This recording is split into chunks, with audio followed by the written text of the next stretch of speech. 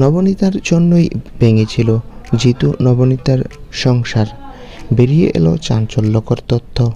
বিস্তারিত জানতে ভিডিওটি দেখুন। নবনীতার ভাঙা সংসারের পেছনে চাঞ্চল্যকর খবর।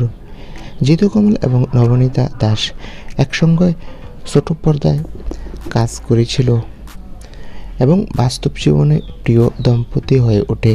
2023 সালে তাদের আইনি বিচ্ছেদ হয়। বিচ্ছেদের কারণ প্রকাশ না করলেও চাঞ্চল্যকর গুজব ছড়িয়ে পড়ে নবনীতার নতুন সম্পর্ক গোয়ার হোটেল ব্যবসায়ী স্নেহাল অধিকারীর সঙ্গে। একই সময়ে ছবি ফাঁস হওয়ায় জল্পনা আরও বেড়ে যায়।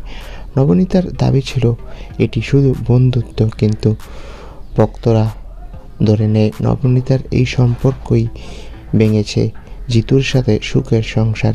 এই খবর এখন আবার আলোচনার কেন্দ্রবিন্দুতে এসেছে, কারণ জিতু কমল সম্প্রতি নবনীতাকে ঘিরে পোস্ট করেছে, আর সেখানে জিতুর ভালোবাসা ফুটে উঠেছে।